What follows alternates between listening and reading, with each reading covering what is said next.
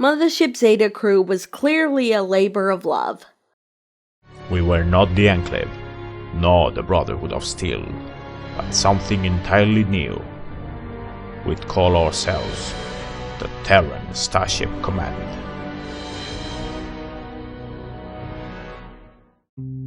Mothership Zeta crew is one of the most notorious quest mods for Fallout 3, for good reason. Mothership Zeta left a ton of implications for the Fallout world, and none of those implications were ever answered.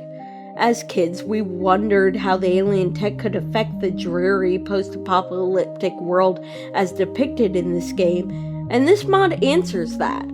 This mod is extremely large, but again, very, very linear, allowing the player to see the moon, the abyss, and even the Soviet Union, so long as they follow the quest trail. We've reached the landing zone. The ship is up ahead.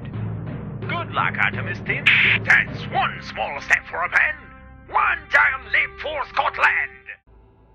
Unfortunately, a massive problem with the mod is the uncritical acceptance of authoritarianism.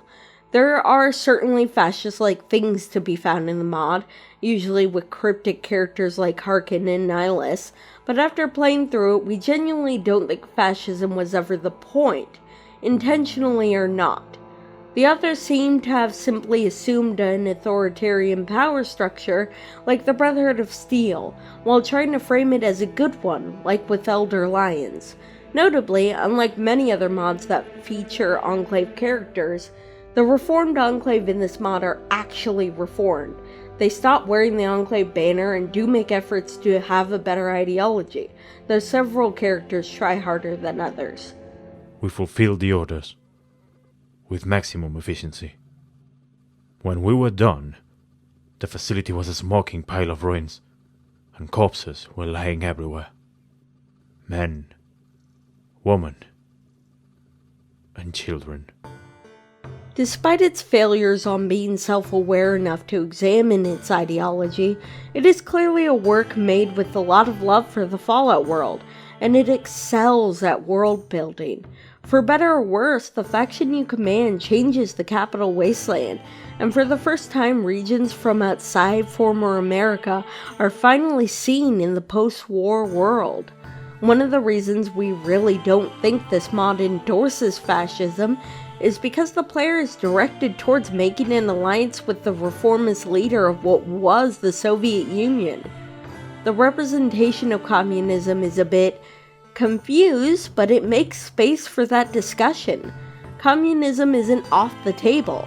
The mod just never questions that perhaps authoritarianism should be. And it is really unfortunate that the mod never allows you to question whether there should be a hierarchy at all. It basically tries to make you feel like you're the good dictator. Fundamentalism. People who consider a doctrine to be an absolute rather than a means have always been a problem. And they always will be. They call themselves the Bolsheviks. It's a fun time, and the mod surprisingly does more to humanize the Enclave soldiers than any other mod, without justifying their genocidal actions, at least most of the time. It's quite a hefty, albeit linear experience, and it's basically the only mod that lets you face the original Western Brotherhood, unseen since Fallout 2. Despite the implications of the faction you command, it benefits from the authors choosing the enemies, whether they be the new Bolsheviks fighting to preserve the fascist Stalinism that masquerades as communism in Russia, the Western BOS vainly trying to maintain their slipping grasp on America, or the Zetan Empire, which goes from being an existential threat to a comprehensible one. Each of the villains is made to be even more evil and even more authoritarian, allowing the player at least a bigger evil justification. The Supreme Leader of the Terran Starship Command.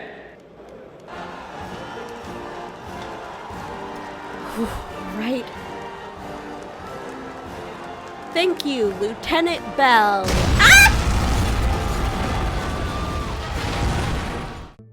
So, despite its flaws, we have to recognize that there's just a lot to love about this mod, and that there's a lot of effort on display.